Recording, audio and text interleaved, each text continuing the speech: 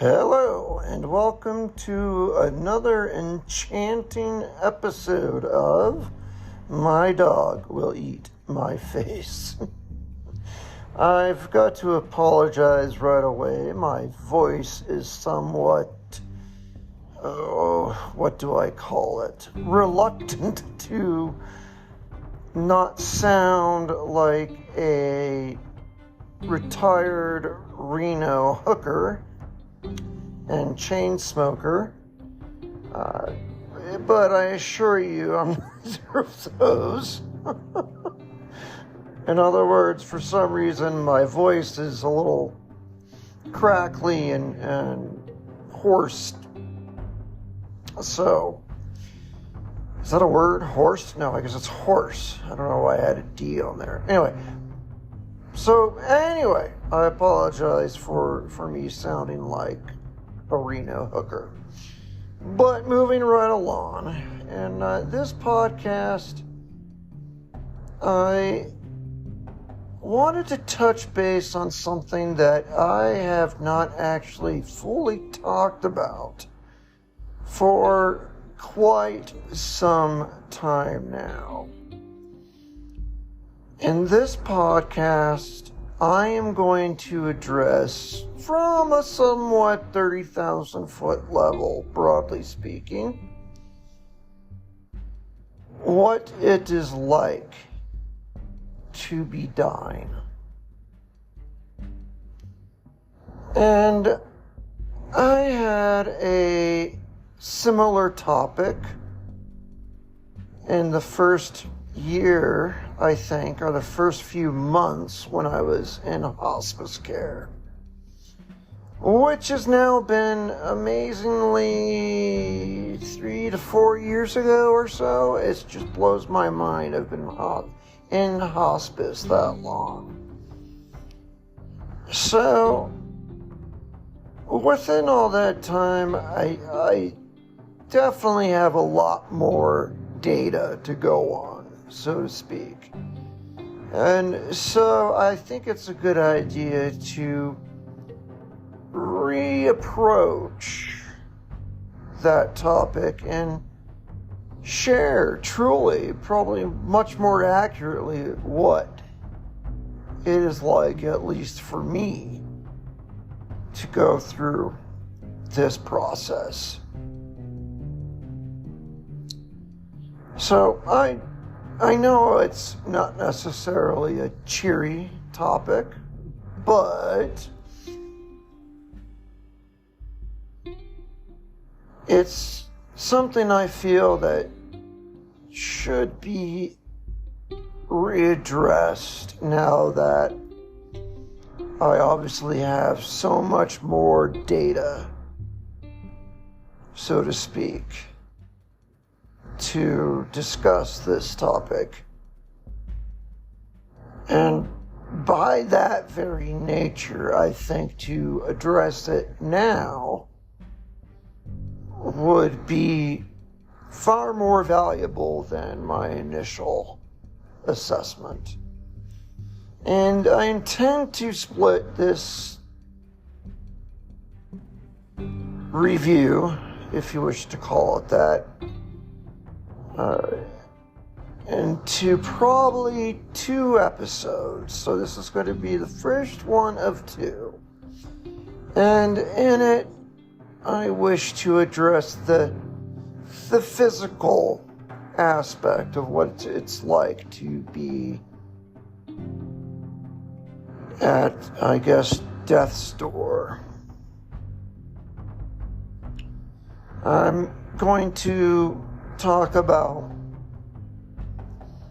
abilities that have waned or disappeared entirely, perhaps some that are not changed at all, and really just talk about as best I can those physical things. And then in a subsequent part 2 episode, I plan to address the ooey gooey stuff that is the emotional aspect of what it's like for me. And I think addressing both will paint a clear picture of what I'm truly going through as I go through this process. So, that's my plan. Who knows if I deviate from that, if I change my mind. For all I know, I'm going to diverge and talk about pickles for an hour. I have no idea, because I usually don't script these out, but that's my plan. And, excuse me, hopefully I stick to it. It might not be very long. That's why I'm cutting this into 2 parts, to give my voice box a break. Any prolonged talking of any kind these days seems to really stress my voice quite a bit. So I shall truly do my best. And I think splitting it at least into 2 different episodes for those 2 topics will hopefully permit 1, from the episode being excessively long, and 2, allow me to still be able to speak to some extent at the end of the podcast. So again, this episode, I'm really going to try to focus on the physical aspects. And we all know the physical and the mental and the emotional, those are really hard to segregate lots of the time. They are all connected.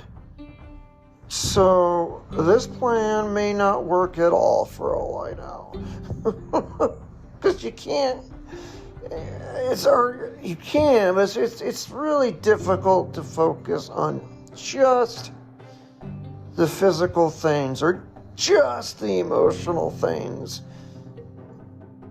sans the other physical aspects, or vice versa.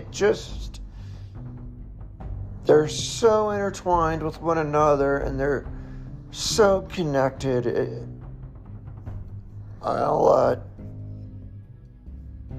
probably deviate a little bit here and there, but at least that's my goal in terms of breaking up this into 2 separate topics. And hang on to your butts, because here we go.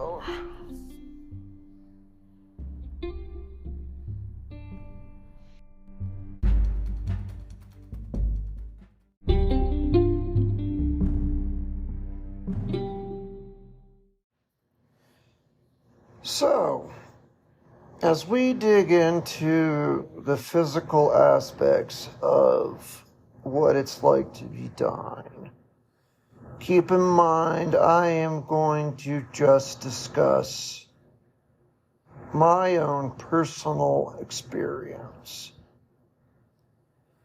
And I'm absolutely certain I cannot speak for, frankly, not a single other human being for when they go through that process. There are so many ways to die. There are so many ways that you could be just taken instantly out of the living world. Gosh, this is really depressing. My point is, my experience is my own. I'm not speaking for anybody else. But maybe in stepping back and revisiting it, it might give me some clarity as to where I've been and where I'm going, and what that might mean for me. And maybe that might also, in some ways, apply to someone you know or yourself. I don't know. But there's just so many ways for this action to happen. I don't think you can draw a similar line from any two people that are going through the death process. So first off, let me remind you what's causing this in the first place. I was born back in 1978, and I was constantly turning blue, and the doctors didn't really know why. I was clearly struggling to breathe, and they weren't sure what the problem was.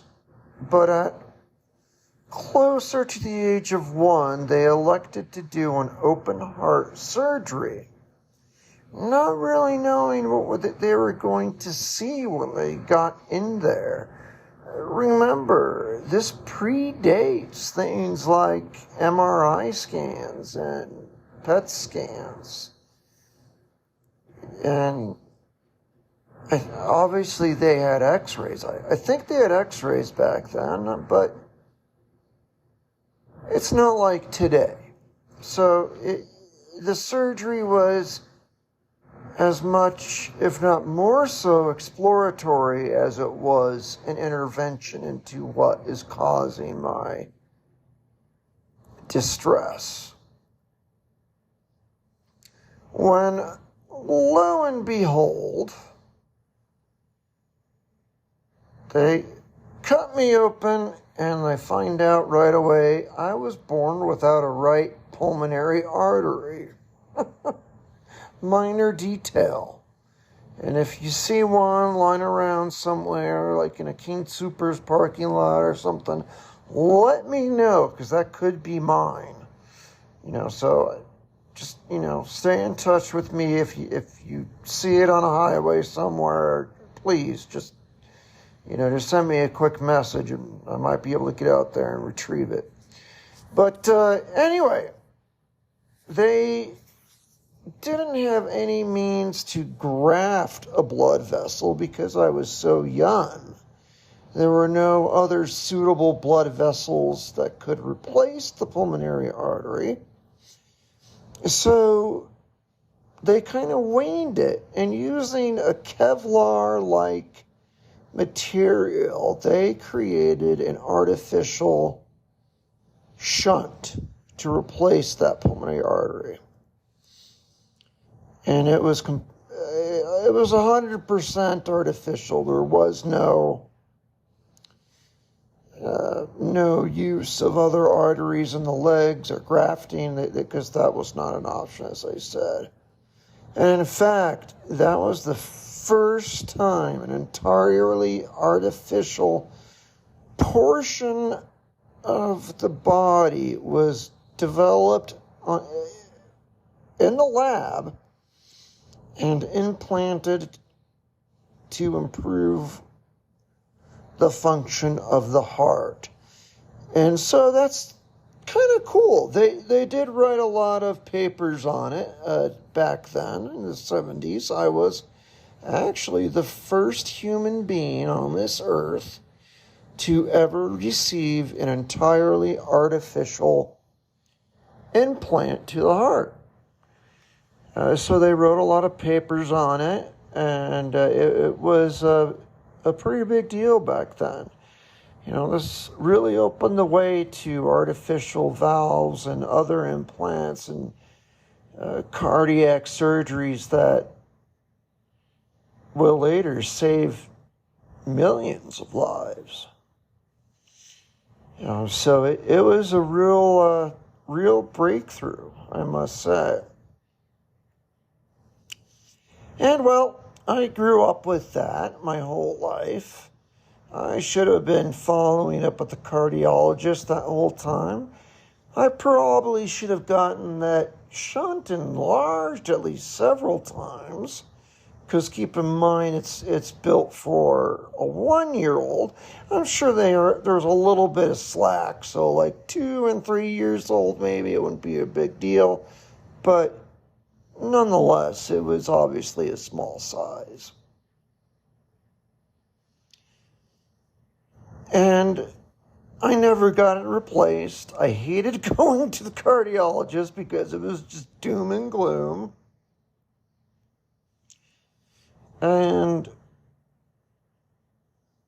I ignored it.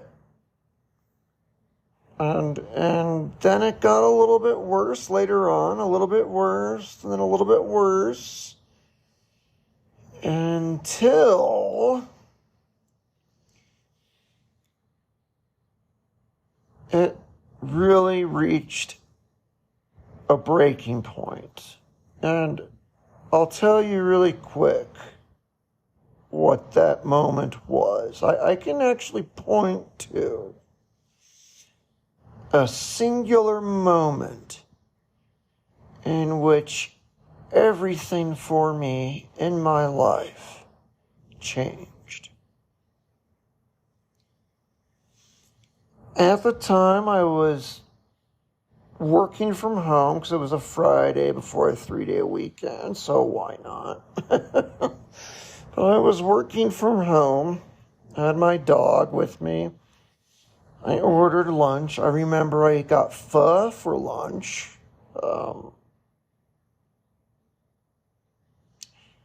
And it was really like any other day. Well, certainly up to that point, I couldn't walk fast. I would run out of breath. I had difficulty carrying heavy things. I couldn't do athletics. Yeah, all those existed in varying degrees, but I was still able to work and hold down a job and drive my car and go out to eat. Basic things for me were still doable. I just couldn't go for a hike anymore, but that was a pretty mild thing to sacrifice for me, so it really didn't even register for me. Anyway, so this one day, I'm working from home, and I suddenly feel like I am short of breath. Massively short of breath. I had at that time an oxygen concentrator in the closet that I only used to put on a slow liter flow of oxygen at night. So during the day I didn't use it. But since at this moment I was feeling really distressed and short of breath, I cranked up that oxygen concentrator and slapped it on my face to get some oxygen in me. And I took my pulse ox, and what I saw was very, very strange. My oxygen level was fine. My pulse was pretty high, but there was no sign whatsoever connecting low oxygen levels to feeling short of breath. And as I sat there on the machine, I still felt short of breath. And when I took my pulse ox, it showed that I was not low on oxygen. So it was very weird.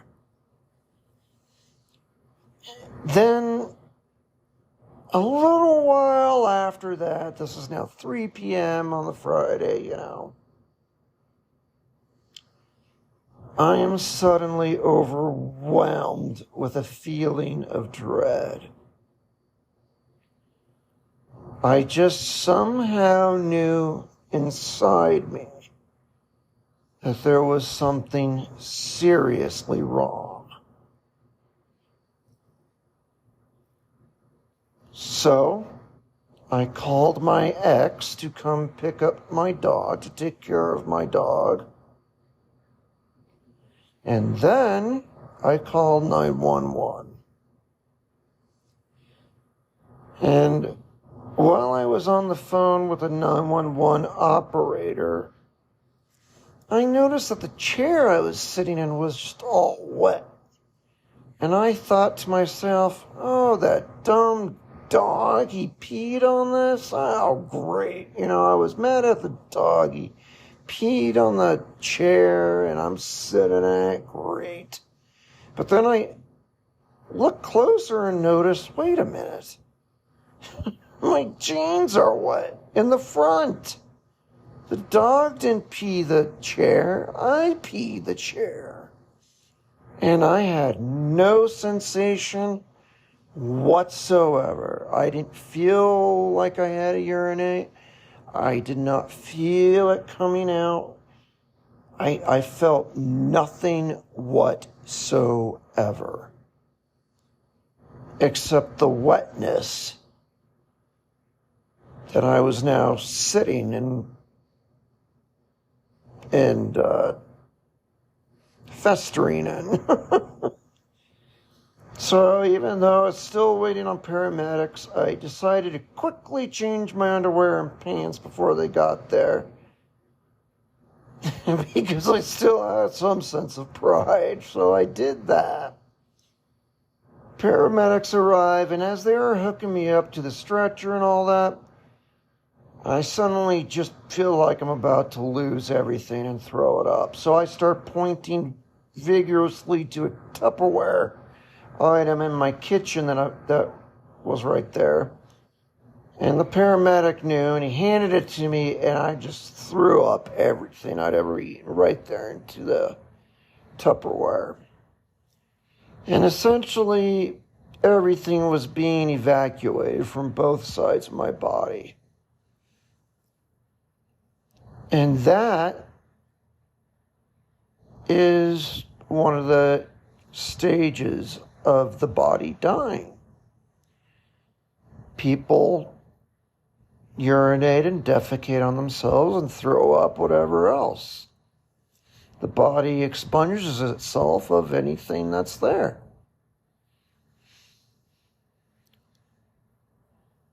So that was pretty scary. Long story short, I'm in the hospital recovering. I still have not been told what went wrong, but I was feeling better. No thanks to anything they did, it just slowly got better over the few days after that. When I was in my room one moment, I was sitting there and my nurse was in there when my cardiologist walked in, and I wasn't expecting him at all. And I saw him, and I said, oh, hey. I lit up, it's a friendly face to me. I knew this guy. He walked in. I didn't even know he was going to come and see me. So I was happy to see him. Otherwise, I was all by myself. No visitors. All my close family lives out of state at this point in my life. So I was all by myself. And when he came in, he asked the nurse to leave so we could have some privacy. And that was my first red flag that, oh no, there is something wrong. And she left, and he looked at me, and he said, "We finally know what was going on." And I basically said, "Give it to me." And what he said was, "Well, your right ventricle completely failed."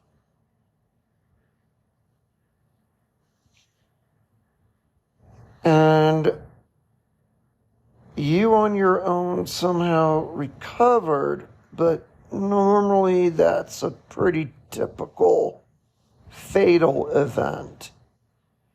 And what it tells me, this is my cardiologist again speaking here, what that tells me is that we are now beyond the point of no return. And there is nothing we can do for you.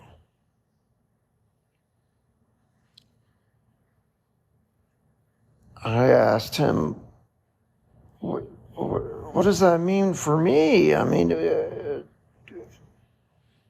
do I need to come in more often? Do I need to do something different with my regimen or my medications?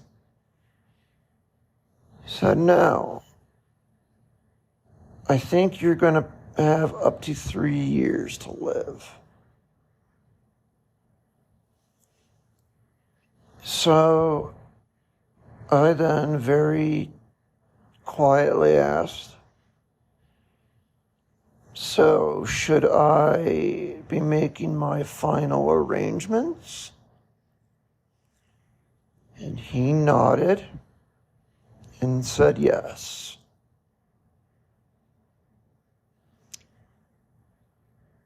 Eventually he left the room, and I sat there all by myself, no family, no friends, holding this news in my head,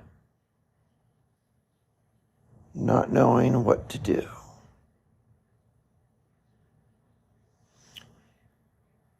And that was the moment when I feel like I crossed over to basically another world.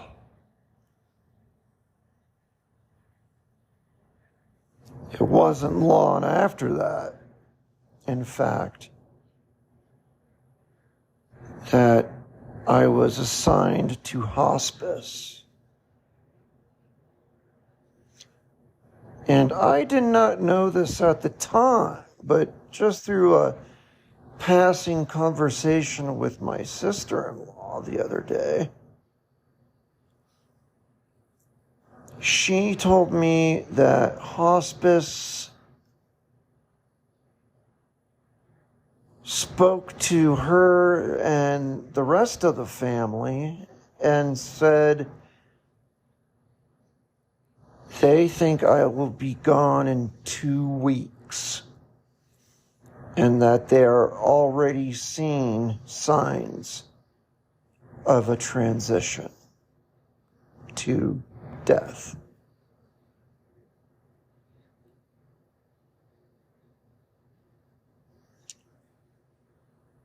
So, that's what kind of kicked me over to this new way of living, if you wish to call it anything. And that is a perfect example of the difficulty in separating the physical from the emotional. You can't tell that story, even though it's based purely on physical events in the human body. It is not a trigger and a major component to your emotional well-being, obviously. So that right away shows how it's difficult to separate the two. But again, I'll try. But I wanted to start there just as a recap. That's what led me to where I am today. And in point of fact, That was now about 4 years ago. I'm laughing because obviously 3 years, not quite, because I'm already up to year 4. So I don't really know what's happening next. And then hospice's 2-week estimate was way out there. So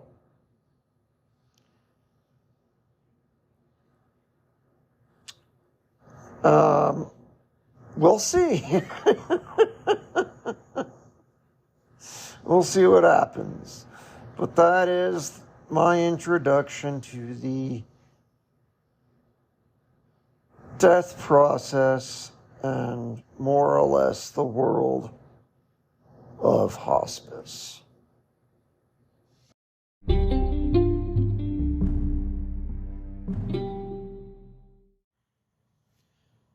So, my journey since then is I would describe as a series of setbacks, obviously, and heavy swings to improvement, actually. So a lot of strong swings up and down. And of course, I'm here speaking respective to my physical abilities. And if you were to plot it out, say, as a line graph over the course of the last 4 years, yes, you would have a lot of ups and downs. But if you were to follow the first high point, let's say, put a dot there, put a point there, and then connect it to the highest high point on the most recent data, you would show a steady decline over the years overall. So even though some days still are much better than others, overall, it's a slow and steady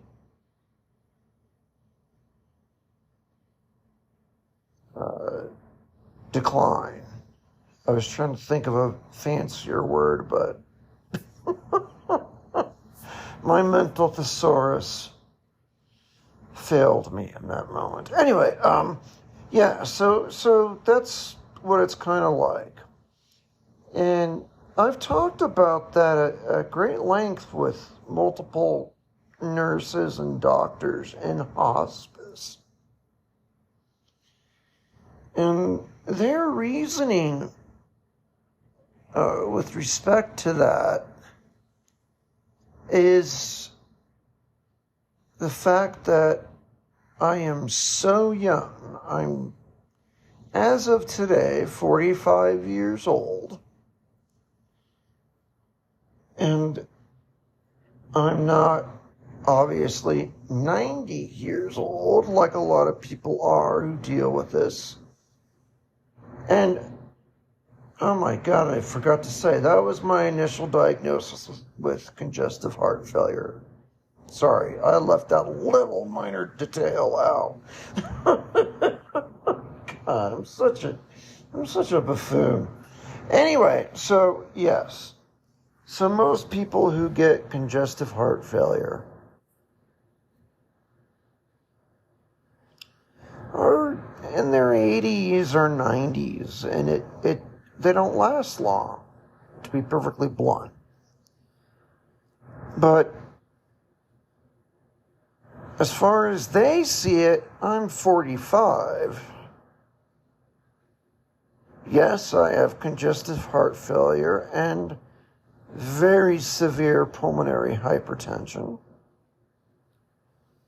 But I'm relatively very young and in otherwise very good health. And that's why it is this prolonged, gradual sort of march to the sea for me, where it's a decline overall. But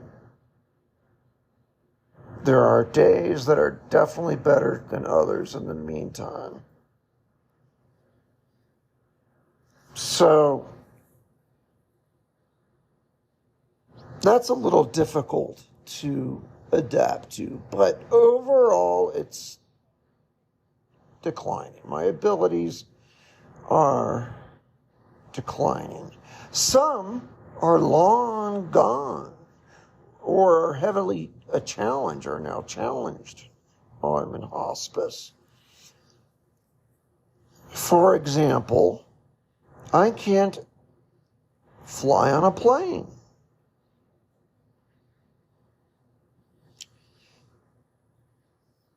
Because of how they pressurize the aircraft.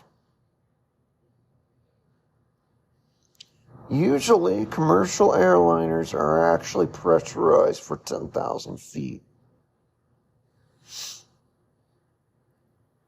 And that altitude for me would be fatal, is what my doctors have said repetitively. Of course, they've been wrong about when I was going to die, but I don't know. I don't feel like testing them on that one. I don't want them to be right with that one thing. So I followed the order to not fly. And that is definitely an ability that I long miss. Also, since I am tethered to an enormous 80-pound oxygen concentrator 24/7, my mobility is also severely curtailed. I do have a tank on wheels that I can take with me to get around places, but it doesn't last that long. I don't think it would be enough to do much of anything. At most, maybe an hour.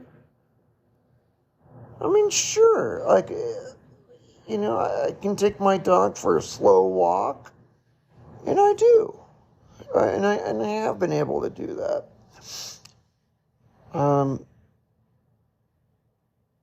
But good luck going to a nice meal, And before this occurrence, I gotta tell you, I was a raging foodie. Going to new restaurants, trying new things, eating very well for me was one of my most favorite things in the universe. Again, you can't separate the physical from the emotional. Anyway, I'm trying. But the ability to go out overall is gone for the most part.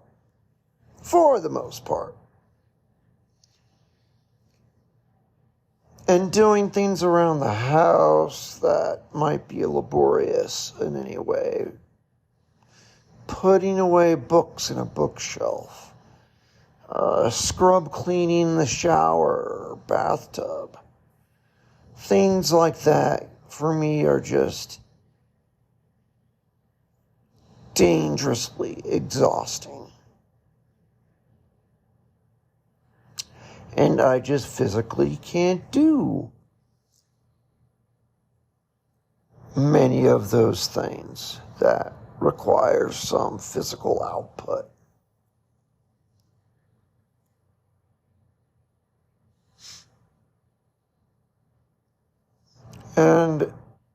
So it is very difficult. Do you have any real quality of life right now?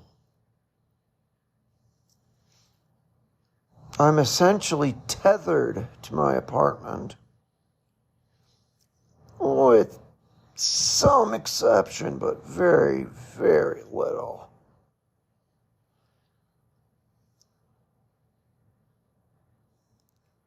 And if I push it, if I do things around the house, if I push it at all physically, let's say I've got a day where I'm feeling really good. And this happens. I have a single day, let's say I'm feeling really good. So I get a lot of stuff done just around the house. But then the next day, I pay for it in spades. I am just, in some cases, totally immobilized.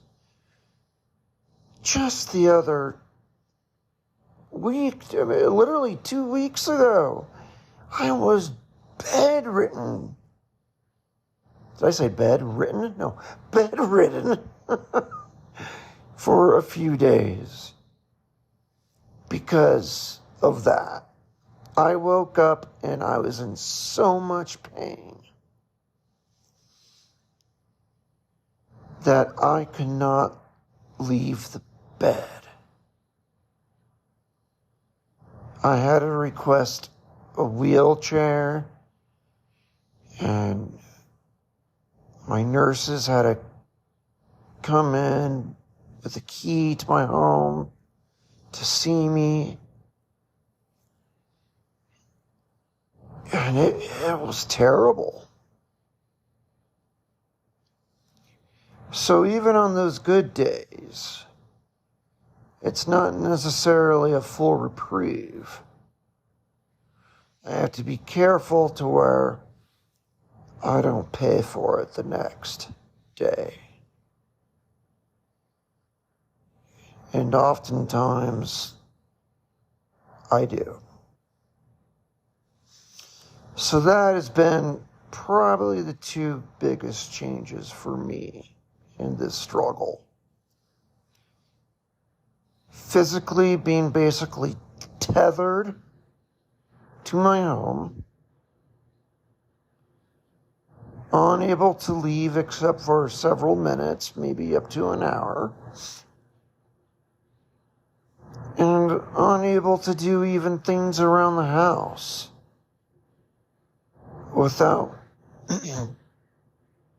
severe ramifications the following day.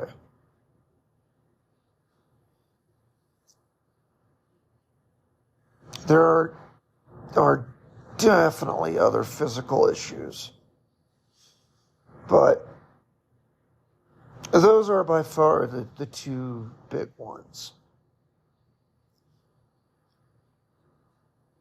And it's something that's very hard for me, as you could well imagine, to even adapt to.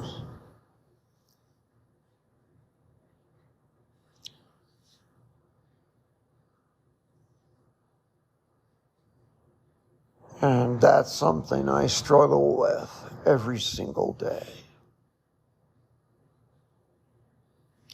Every day.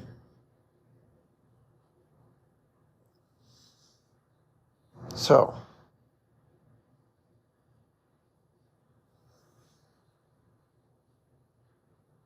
it's definitely become much worse over time. For example, being bedridden, as I was very recently. I couldn't move without severe pain.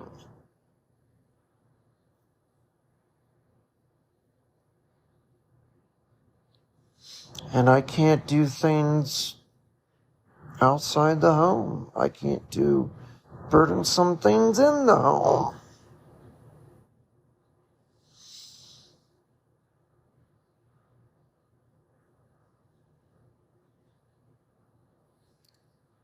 So, there's all of that and a general long-standing feeling of just constant what's the word? Exhaustion.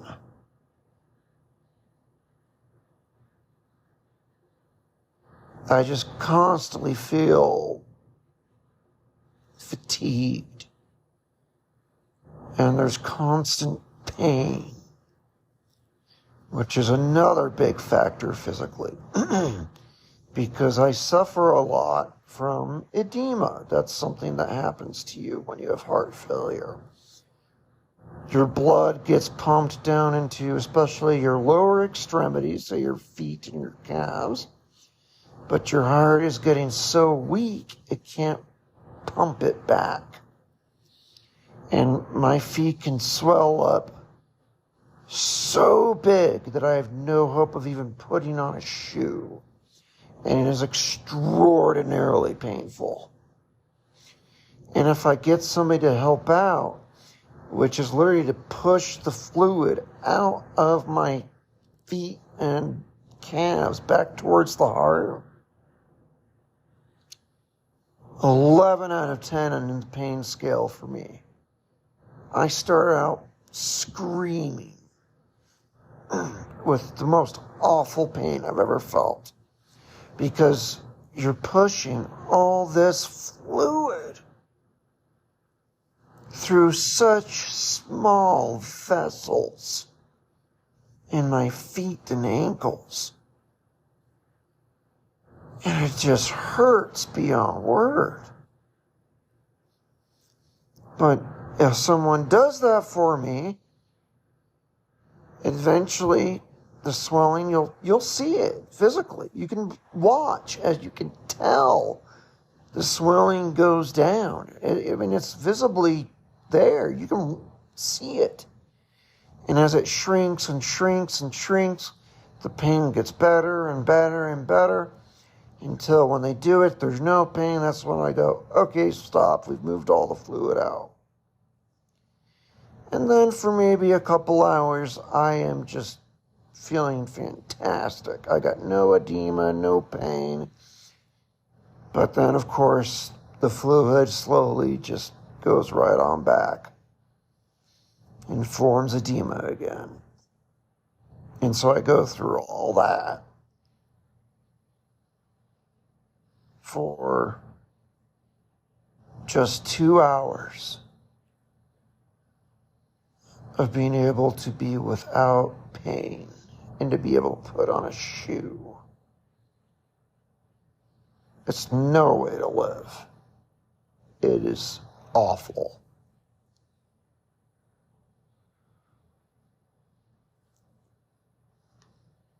So, those are the big physical changes that I, unfortunately, have had to deal with. And I wouldn't wish that kind of life upon anyone, because it is so brutal, especially for an active person.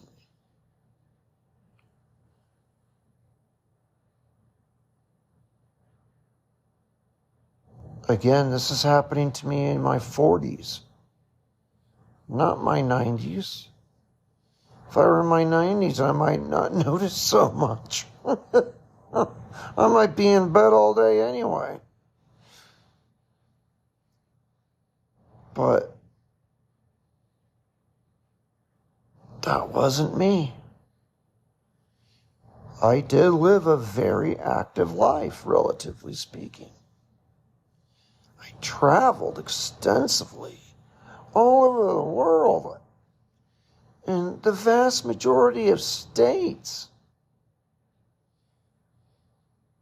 And now I'm tethered to a machine. And I am in constant pain.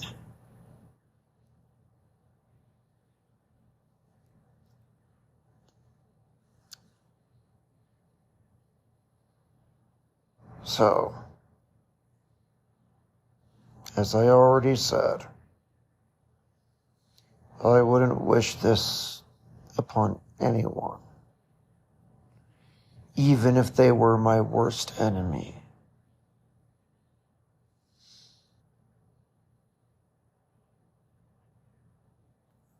It is just awful from a physical standpoint.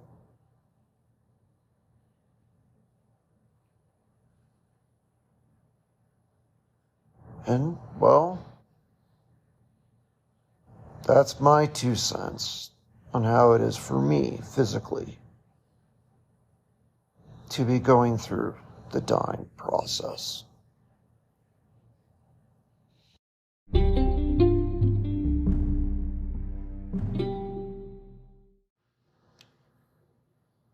Now, after that trail down doom and gloom lane, there's a lot of things, though, that I do want to say I'm still very grateful for. So,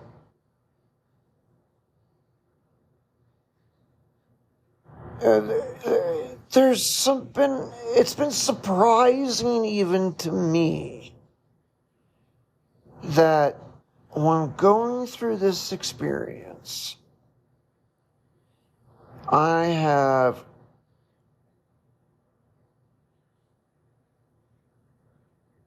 maintained, for the most part, a positive, maybe not positive, maybe I don't know what to call it. Here's what I'll say. I've maintained a confident sense of self.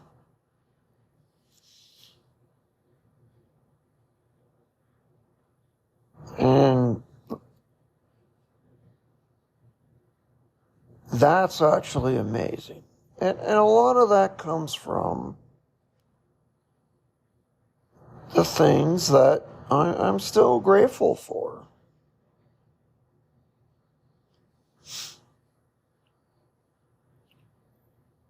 And just to focus on the physical aspect, again, I'm not going to try to touch too much on the emotional.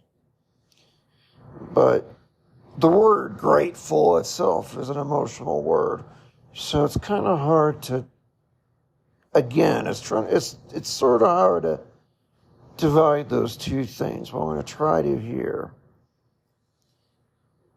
I'm absolutely grateful for when I do take my dog out for a walk. Obviously, they're not very long, but those are still very enjoyable for me.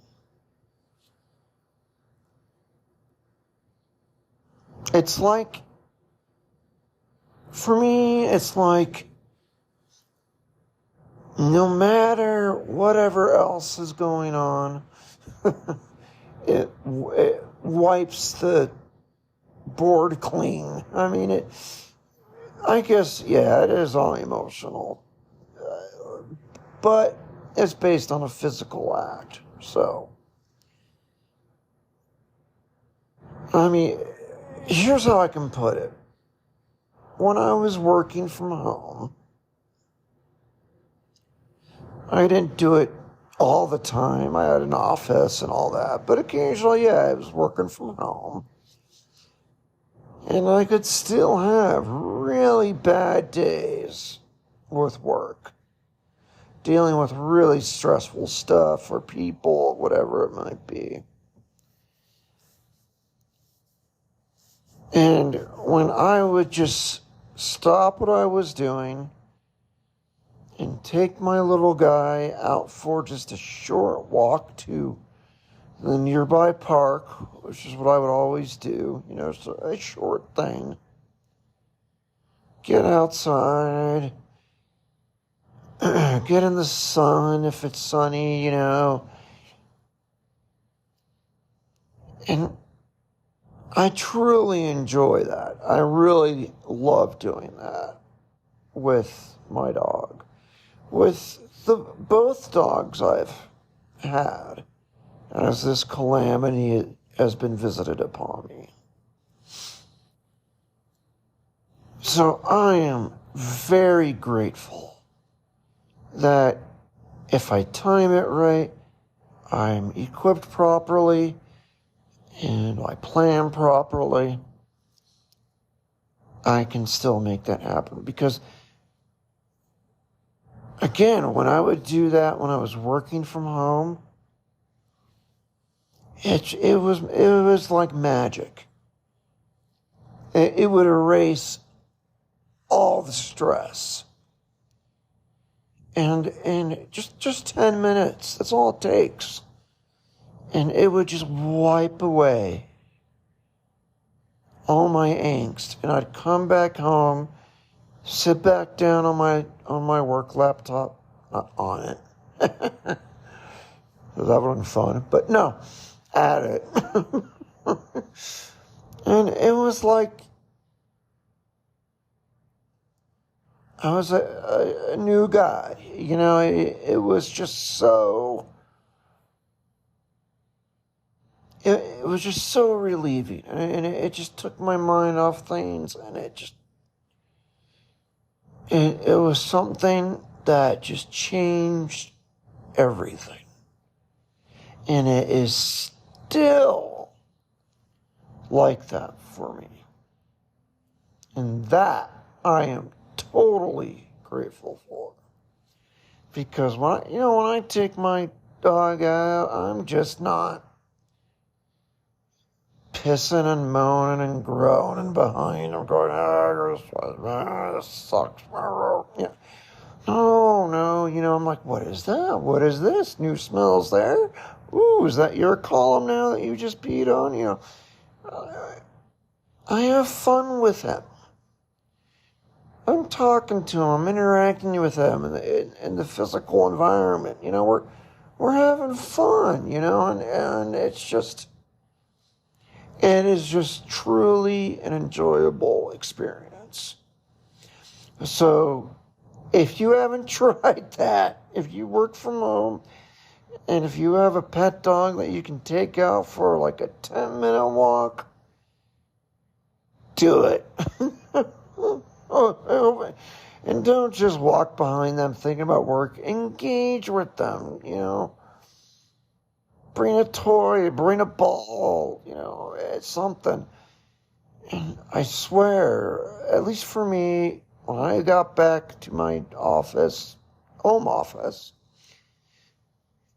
I was a new person. So that is still there, and I'm very grateful that I can still do that, and that is without question. So. And there was much rejoicing.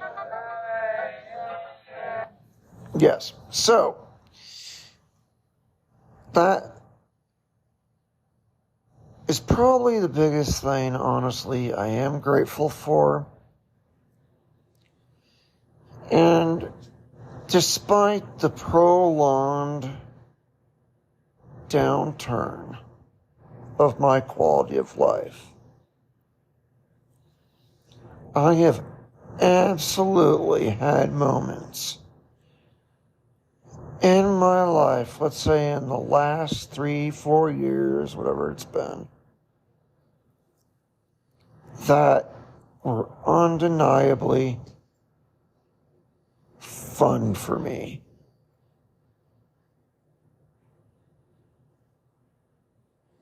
And I am grateful for those moments. I guess that's more of an emotional thing. But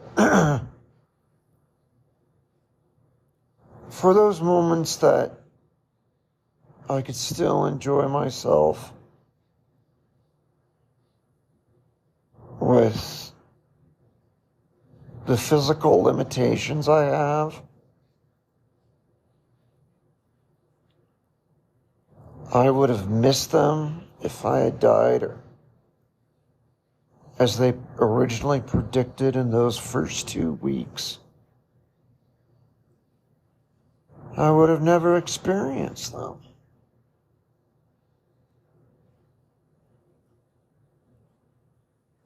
So even with the severely diminished quality of life, I am grateful for those moments where I learn something new, I do something fun. Nowadays, I am very grateful. Again, dog related. You can tell I'm a dog person. I love playing with my dog. We have a blast. I mean, I'm laughing and giggling through it. It's not fake for me, you know. I'm just not sitting there quietly in a chair throwing a toy across the room and ignoring him otherwise. No, it's full interaction. We bond, you know, so I'm grateful for the fact that I can still physically do that with my dog, because it means so much to me. And much like a walk, it just resets everything. It just becomes just a moment that you would not want to miss for anything.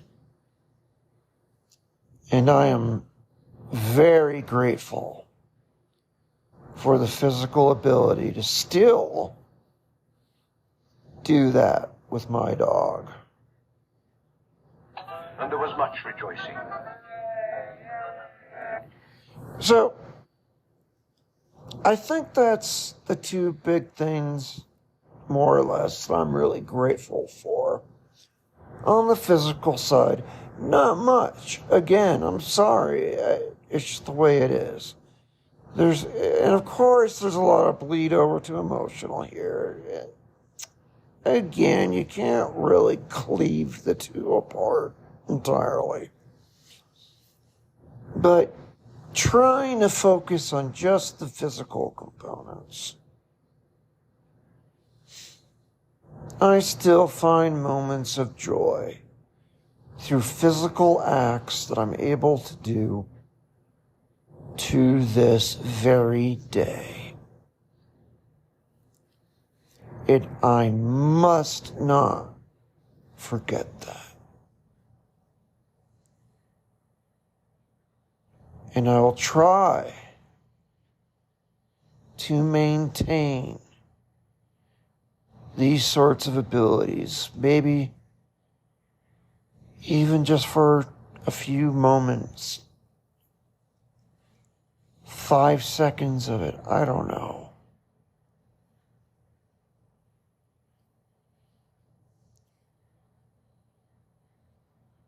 Because I could always be grateful for those moments. And even though it's a pain of the long drawn out, up and down, up and down, up and down, with the gradual overall decline, there are many times I would not have traded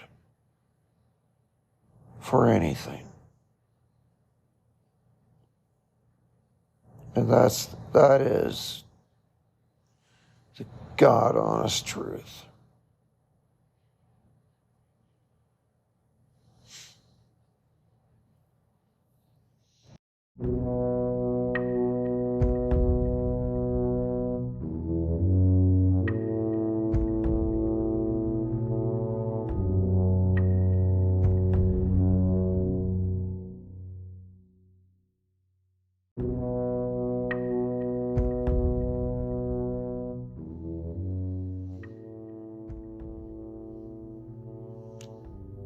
So, with all that said, I'm also grateful for separating this topic into 2 episodes, because my God, this was a much longer episode than I initially anticipated. And for that, I sincerely thank you from the bottom of my heart to give me the time to express these thoughts and visit them with you. Whoever and wherever you may be, I seriously do thank you. You've given me the best gift you possibly could. And hey, that's something else I am grateful for. You know, when you go looking for it, gratitude is not that hard to find. It really isn't. And I've got to keep that in mind for those moments when I feel like I don't have anything to be grateful for. We all have those moments. I know we do. I'd be terrified if someone never did. I'd be, seriously, I would put them in a padded room. Anyway, we all have those moments when we feel like there's nothing to be grateful for. And for me, taking a step back and looking at things at 30,000 feet, so to speak, because I can no longer go to 30,000 feet, literally, has really helped me. Just now, to appreciate those few things.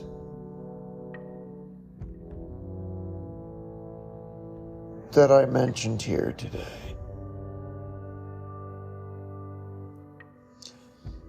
So, if you wish to be sure to hear the second segment of this topic, be sure to follow this podcast and turn on all alerts. I don't know what application you're using to follow the podcast, but generally there should be a subscribe selection, and there's usually a bell that you can click on for notifications. If you don't see it, it might be buried under an ellipses or some other menu on the application that you're using. So I encourage you to do that to ensure you're around for the second topic and all other future topics for that matter. And if you really want to support this podcast, you can do so on its main page on Patreon, or you could even go to, did I say on the main page on Patreon? I am an idiot. Main page on Spotify. Excuse me. And also you can go to patreon.com/ my dog will eat my face. So there's 2 ways there to show your support. If you wish to do so. But again, you've already given me the most I could ask for, and that was a chance for me to share my experience with you. I'm very grateful for that. See how easy it is? Once you go looking, suddenly you're grateful for every little thing. Even if you're dying. But